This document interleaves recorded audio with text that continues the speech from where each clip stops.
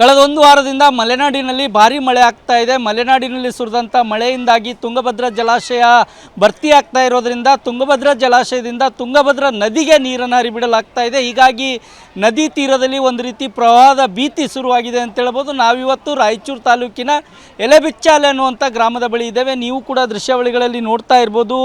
ಎಲೆಬಿಚ್ಚಾಲೆ ಗ್ರಾಮಕ್ಕೆ ರಾಜ್ಯದ ಮೂಲೆ ಮೂಲೆಗಳಿಂದ ಮಂತ್ರಾಲಯಕ್ಕೆ ಬಂದಂಥ ಭಕ್ತರು ಎಲ್ಲರೂ ಕೂಡ ರಾಯರ ಜಪದ ಕಟ್ಟೆಯನ್ನು ನೋಡಲಿಕ್ಕೆ ಈ ಒಂದು ಎಲೆಬಿಚ್ಚಾಲೆ ಗ್ರಾಮಕ್ಕೆ ಬರ್ತಾರೆ. ನೀವೇನು ನೋಡ್ತಾ ಇದ್ದೀರ, ರಾಯರು ಸುಮಾರು 13 ವರ್ಷಗಳ ಕಾಲ ಜಪವನ್ನು ಮಾಡಿದಂಥ ಜಪದ ಕಟ್ಟೆ ಇಲ್ಲಿದೆ. ಈ ಒಂದು ಏಕಶಿಲಾ ಬೃಂದಾವನ ಏನಿದೆಯೋ ಆ ಒಂದು ಏಕಶಿಲಾ ಬೃಂದಾವನಕ್ಕೆ ಹೋಗಲಿಕ್ಕೆ ಆಗದ ಸ್ಥಿತಿ ಇಲ್ಲಿ ನಿರ್ಮಾಣವಾಗಿದೆ. ಪ್ರವಾಹದಿಂದ ನೀರು ತುಂಗಭದ್ರಾ ನದಿಗೆ ಹೆಚ್ಚಾಗಿ ನೀರು ಹರಿದು ಬರ್ತಾ ಇರೋದರಿಂದ ನದಿ ತೀರದಲ್ಲಿರ್ತಕ್ಕಂಥ ರಾಯರು ಜಪ ಮಾಡಿದಂಥ ಏಕಶಿಲಾ ಬೃಂದಾವನದ ಕೆಳಭಾಗ ಸಂಪೂರ್ಣವಾಗಿ ಮುಳುಗಡೆ ಆಗಿದೆ. ಬೃಂದಾವನ ಮಾತ್ರ ಕಾಣ್ತಾ ಇದೆ.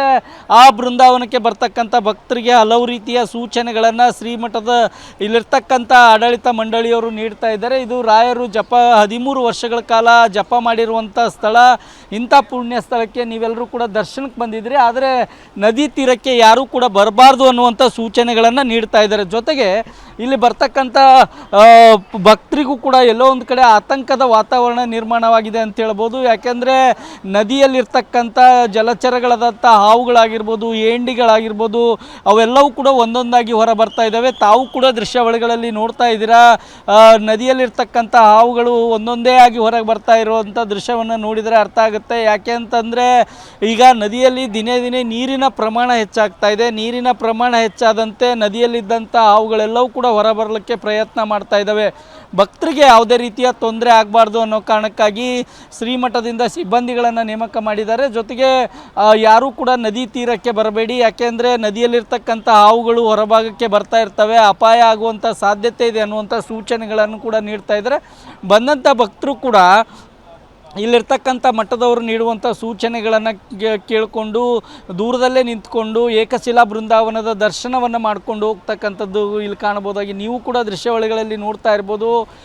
ಸಾಕಷ್ಟು ಜನ ಭಕ್ತರು ಬಂದಿದ್ದಾರೆ. ಎಲ್ಲರೂ ಕೂಡ ಪ್ರತಿ ಬಾರಿ ಬಂದಾಗ ಏಕಶಿಲಾ ಬೃಂದಾವನಕ್ಕೆ ಹೋಗಿ ದರ್ಶನ ಮಾಡ್ಕೊಂಡು ಬರ್ತಾಯಿದ್ರು. ಆದರೆ ಈ ಸಲ ಆಗ್ತಾ ಇಲ್ಲ ಅನ್ನುವಂಥ ಬೇಸರದಲ್ಲಿ ಭಕ್ತರು ವಾಪಸ್ ಹೋಗ್ತಕ್ಕಂಥದ್ದು ಇಲ್ಲಿ ಕಂಡು ಬರ್ತಾ ಇದೆ ಅಂತ ಹೇಳ್ಬೋದು.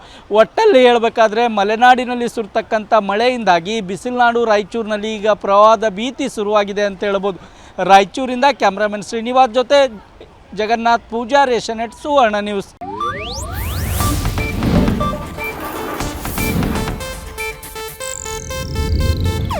ಇದು ಏಷ್ಯಾನೆಟ್ ನ್ಯೂಸ್ ನೆಟ್ವರ್ಕ್ ಪ್ರಸ್ತುತಿ.